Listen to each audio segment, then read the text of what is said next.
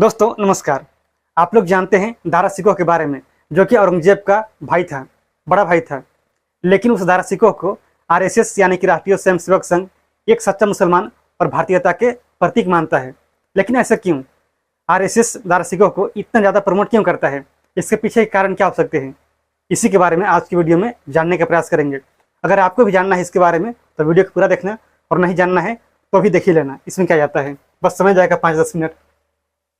सबसे पहले हम लोग बात करेंगे दारा सिकोह के बारे में, उसके बाद आगे की कहानी को समझने का प्रयास करेंगे। यह है दारा सिकोह और यह है औरंगजेब। ये दोनों भाई होते हैं।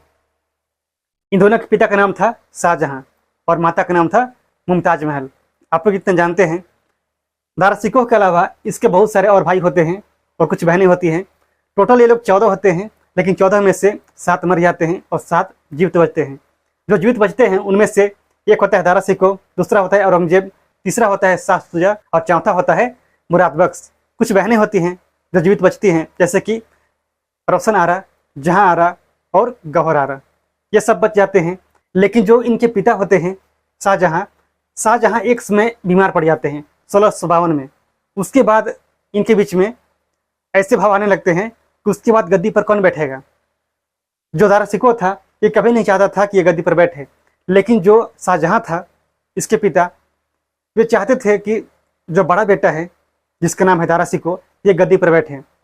इसी की वजह से पंजाब से बुला करके दारा सिकोह को शाहजहां ने गद्दी पर बैठाया।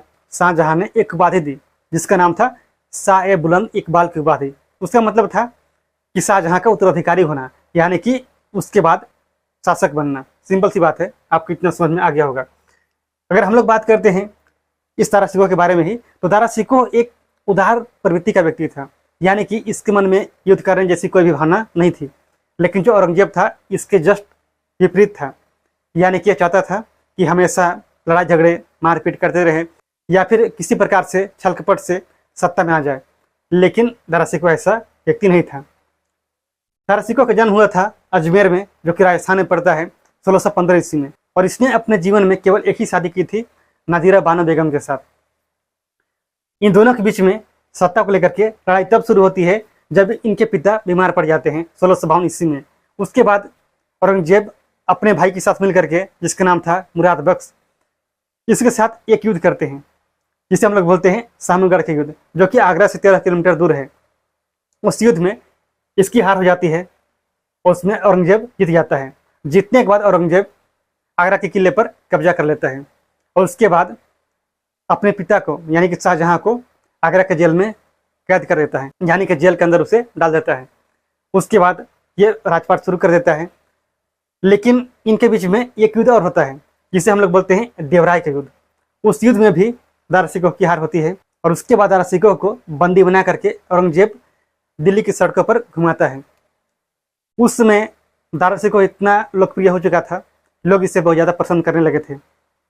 लेकिन एक समय ऐसा भी आ गया कि उसे दिल्ली की सड़कों पर घुमाया जा रहा था, वो भी ऐसे हालात में जिसके बारे में अगर आप जानेंगे तो आप भी सोचेंगे कि एक शासक की स्थिति उतनी खराब कैसे हो सकती है, क्योंकि दारा सिकोह को फटे चिथे कपड़ों में घुमाया जा रहा था। और इतिहासकार यहाँ तक बताते हैं कि औरंगजेब ने दारा सिकोह की दोनों आंखें निकलवा दी थी। समझिए कि कितना क्रूर व्यक्ति था औरंगजेब। अपने भाई की हालत इस प्रकार से कर दिया था और अपने पिता को भी जेल के अंदर डाल दिया था। क्यों? अपने आप को शासक बनाने के लिए, अपने आप को दिल्ली की गद्दी पर बिठाने के लिए। और इसी के कुछ दिनों बाद औरंगजेब ने इसकी हत्या करवा दी। दारा सिकोह के गर्दन से ऊपर वाले पार्ट को अलग करवा दिया और जो गर्दन से नीचे वाला पार्ट है इसे अलग करवा दिया, यानी कि सिर अलग है और धड़ अलग है। इसके सिर को थाली में सजा करके अपने पिता के पास आगरा भेजा, जेल के अंदर।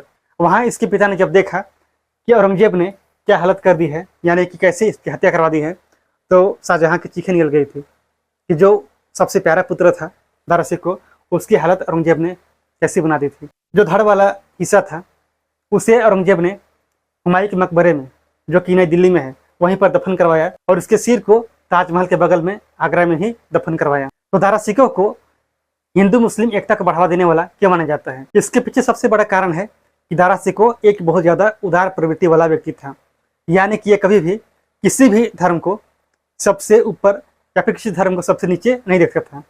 ये मानता था कि सभी धर्म बराबर हैं और हमेशा ये विभिन्न धर्मों में समानता खोजने का प्रयास करता था कि किसी भी धर्मों के बीच में क्या समानताएं हैं, यह उसे उजागर करता था। ये कभी भी हिंदू धर्म को सबसे ऊपर या फिर सबसे नीचे, मुस्लिम धर्म को सबसे ऊपर या फिर सबसे नीचे दिखाने का प्रयास नहीं किया, और सबसे ज़्यादा इसकी रुचि थी हिंदू धर्म में। इसी की वजह से इन्होंने हिंदू धर्म के 52 उपनिषदों को संस्कृत भाषा से फारसी में अनुवाद करवाया। इसके अलावा बहुत सारे हिंदू ग्रंथों को भी फारसी में अनुवाद करवाया था। इससे फायदा क्या हुआ? इससे फायदा यह हुआ कि जितने ही फारसी विद्वान थे वे सभी हमारे हिंदू ग्रंथों को, उपनिषदों को समझ सके, उसके बारे में पढ़ सके। और इसके अलावा इन्होंने इन सभी उपनिषदों को लैटिन भाषा में भी अनुवाद करवाया। इससे फायदा यह हुआ कि जितने भी लैटिन विद्वान थे वे सब उपनिषदों के बारे में जान पाए। इससे हमारे उपनिषदों को अंतर्राष्ट्रीय स्तर तक पहुंचने में मदद मिली। ये सब किसकी बदौलत हुआ? तो दारासिकोह की वजह से। दारासिकोह ने एक किताब लिखी थी जो कि बहुत ज़्यादा प्रसिद्ध है, जिसका नाम था मजमा उल बहरीन। इसका मतलब होता है the confluence of two seas, यानी कि दो सागरों का मिलन। इसमें दारासिकोह ने बहुत ही अच्छे तरीके से वेदांत और सूफीवाद का तुलनात्मक अध्ययन किया है। और दारासिकोह कभी नहीं चाहता था कि वे किसी के साथ युद्ध करे। इसकी सबसे ज़्यादा रुचि थी फिलॉसफी में, यानी कि दर्शन में, जिसकी वजह से ये कभी भी किसी के साथ युद्ध करता तो उसमें हार जाता था। लेकिन औरंगजेब ने इसकी हत्या करके ये साबित किया था, और करना भी चाहता था, कि किसी व्यक्ति को अगर जनता पसंद करती है तो आप केवल जनता का पसंद करने की वजह से दिल्ली की गद्दी पर नहीं बैठ सकते हैं। तो दारासिकोह को इन्हीं सब अच्छाइयों को देखते हुए केंद्र सरकार ने 2020 में ही 7 लोगों की एक कमेटी बनाई थी, जिसमें कि पुरातत्विक विभाग के लोग शामिल थे। उनकी जिम्मेवारी थी कि जो दारासिकोह का कब्र है उस कब्रों को वो पहचाने, और जो भी उसके बारे में रिसर्च कर सकते हैं उस काम को करें। आप इसे देखिए, ये है दिल्ली में स्थित हुमायूं का मकबरा, जो कि कितना ज़्यादा खूबसूरत है। इसके अंदर 140 कब्रें हैं। सबसे बीच में हुमायूं की कब्र है, लेकिन उसके अलावा जो 140 कब्रें हैं वे सब अन्य लोगों के हैं। उसी में से एक है दारासिकोह का। उसे ही पहचान करना है कि दारासिकोह कब्र कौन सा है।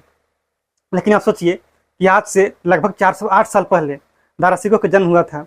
उतने समय पहले किसी व्यक्ति को अगर दफनाया गया हो, लगभग 350 साल पहले, तो उसे खोजना बहुत ही मुश्किल है, क्योंकि उसकी बॉडी कितनी सड़ गई होगी आप सोच सकते हैं। लेकिन फिर भी जो हमारे देश की आर्कियोलॉजिस्ट हैं वे सब प्रयास कर रहे हैं कि किसी प्रकार से दारासिकोह का कब्र मिल जाए, ताकि हम उसके बारे में और ज़्यादा स्टडी कर पाएँ, और जो भी उसकी शिक्षाएँ थी उससे हम लोगों तक पहुँचा सके। और इसी लेकर के बहुत सारे प्रोजेक्ट्स भी शुरू हुए हैं। बहुत सारे यूनिवर्सिटीज़ हैं जो बहुत बड़े हैं, जिसके बारे में आप लोग जानते हैं, जैसे कि जामिया मिलिया इस्लामिया, JNU, दिल्ली यूनिवर्सिटी, अलीगढ़ मुस्लिम यूनिवर्सिटी। इन सभी के द्वारा बहुत सारे प्रोजेक्ट शुरू किए गए थे, लेकिन अभी तक कोई सफलता इससे मिली नहीं है, ये अलग बात है। लेकिन हाँ, प्रयास जारी है। इसके अलावा नई दिल्ली में रोड का नाम भी बदला गया। दारासिकोह के नाम पर रोड का नाम रखा गया, जैसे कि डलहौजी रोड, उसके नाम दारासिकोह के नाम पर रखा गया। औरंगजेब रोड, उसका नाम बदला गया, और दारासिकोह के नाम पर दारासिकोह रोड उसका नाम रखा गया। तो ऐसे कदम उठाए जा रहे हैं। क्यों? क्योंकि जो व्यक्ति अच्छा था उसे प्रमोट करने के लिए, उसके बारे में लोगों को बताने के लिए। औरंगजेब के बारे में बहुत सारे इतिहासकार पहले भी लिख चुके हैं कि औरंगजेब किस प्रकार का व्यक्ति था, कितना क्रूर था, कैसे उन्होंने बहुत सारे हिंदू मंदिरों को तोड़ा था। लेकिन जो दूसरी तरफ दारासिकोह था, उन्होंने कभी ऐसा काम नहीं किया, बल्कि इन्होंने बहुत सारे हिंदू मंदिरों को बनाने के लिए दान भी दिया था। इन सभी की वजह से RSS ऐसा मानता है कि अगर औरंगजेब की जगह में दारासिकोह दिल्ली का शासक होता, अगर वह मुगल साम्राज्य का शासक होता लंबे समय तक, तो आज हम जो इतिहास पढ़ते हैं ऐसा इतिहास नहीं होता। और जो आज हिंदू और मुस्लिम को लेकर के इतने विवाद होते हैं, या फिर जो इतनी खराब स्थितियां हैं, ऐसे नहीं होती। हमारे बीच में जो एकता की कमी दिखाई पड़ती है, ऐसा नहीं होता। लोग ज़्यादा एकजुट होते हैं। अगर दारासिकोह लंबे समय तक शासक होता दिल्ली का, तब ऐसा पॉसिबल होता। लेकिन दारासिकोह जैसे व्यक्ति का दिल्ली का शासक न होने की वजह से आज स्थितियाँ ऐसी बनी हुई है। लेकिन ये सब विचार हैं RSS का। आपके क्या विचार हैं इन सभी को लेकर के? अपना ओपिनियन कमेंट कीजिएगा।